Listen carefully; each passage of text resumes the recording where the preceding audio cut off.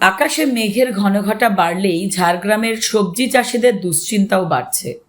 আন্ধারি গ্রাম পঞ্চায়েত এলাকার বহু চাষি এখন কার্যত আকাশের দিকে তাকিয়েই দিন কাটাচ্ছেন। চাষিদের দাবি, সম্প্রতি হওয়া এক দফা বৃষ্টিতে সবজি ও বাদাম চাষের ব্যাপক ক্ষতি হয়েছে। যে ফসল এখনো মাঠে দাঁড়িয়ে আছে তা নিয়েও এখন চরম অনিশ্চয়তা। তাদের আশঙ্কা, আবার টানা বৃষ্টি নামলে বাকি ফসলও পুরোপুরি নষ্ট হয়ে যেতে পারে। ফলে চাষের খরচ ওঠানো তো দূরের কথা, সংসার চালানোই বড় চ্যালেঞ্জ হয়ে দাঁড়িয়েছে বহু কৃষক পরিবারের কাছে। আমাদের এখানে তো চাষি এলাকা, এবারে এখন বাদাম চাষ, সবজি চাষ, বেগুন চাষ, তিল চাষ হচ্ছে, কিন্তু পরের পর ওই প্রাকৃতিক দুর্যোগ আসছে, তাতে প্রচুর চাষিদের ক্ষতি হচ্ছে এবং প্রশাসনিকভাবে কোনো ব্যবস্থা নেওয়া হচ্ছে না। হাতি আসছে, হাতি বারবার এসে নষ্ট করে দিচ্ছে, তাতেও কোনো প্রশাসনিক থেকে ফরেস্ট থেকে কোনো কিছু দিচ্ছে না। সামনেও তো একটা বৃষ্টির সম্ভাবনা, একটাও বৃষ্টির সম্ভাবনা আছে শুনছি। এখনও আমরা দুশ্চিন্তায় আছি। সব কিছু করলে একটু প্রশাসনিকভাবে সরকার থেকে কোনো কিছু হলে উপকৃত হব। আগের বৃষ্টিতে কি ক্ষতি হয়েছে? হ্যাঁ, অনেক ক্ষতি হয়েছে।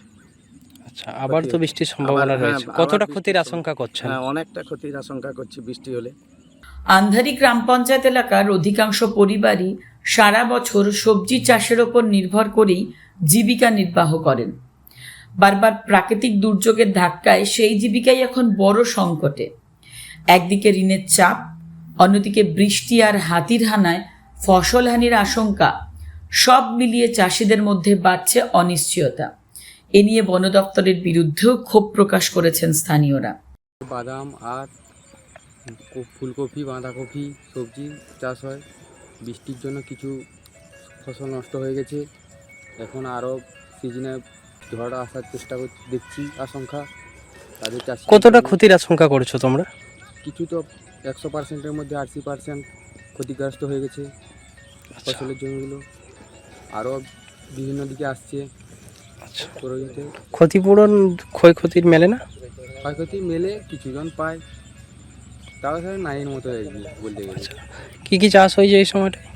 এই যে বাদাম, বেগুন, কফি।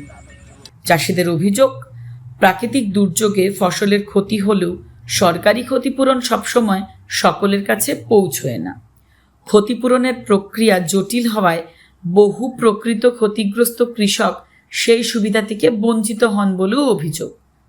ফলে বছরের পর বছর ক্ষতির বোঝা নিজেদের কাঁধেই বইতে হচ্ছে তাদের। অভিযোগ, দুর্যোগের সময় প্রশাসনিক আশ্বাস মিললেও বাস্তবে অনেক ক্ষেত্রেই সেই সহায়তা পৌঁছয় না প্রান্তিক কৃষকদের কাছে। মাঠে এখনো কিছু ফসল সবুজ থাকলেও চাষিদের মনে এখন শুধুই কালো মেঘ। আবহাওয়ার অনিশ্চয়তা, ফসলহানির আশঙ্কা এবং ক্ষতিপূরণ না পাওয়ার অভিযোগ, এই তিনের চাপে কার্যত দিশেহারা ঝাড়গ্রামের আন্ধারি এলাকার কৃষক পরিবারগুলি। এখন তাদের একটাই প্রার্থনা, আর যেন না নামে বৃষ্টির তাণ্ডব।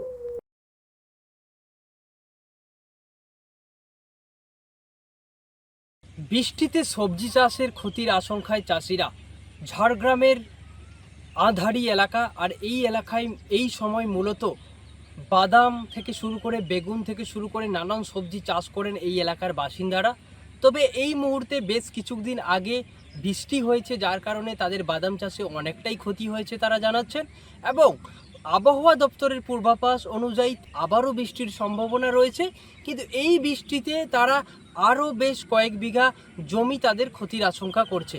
তাদের দাবি যেন প্রশাসনিক স্তর থেকে তাদের একটা ক্ষতিপূরণের ব্যবস্থা করা হয়। তারা যেটা অভিযোগ করছে যে ক্ষতিপূরণ যদিও মেলে বেশ কয়েকজন দু একজন পায়, কিন্তু বেশিরভাগটাই কিন্তু পায় না।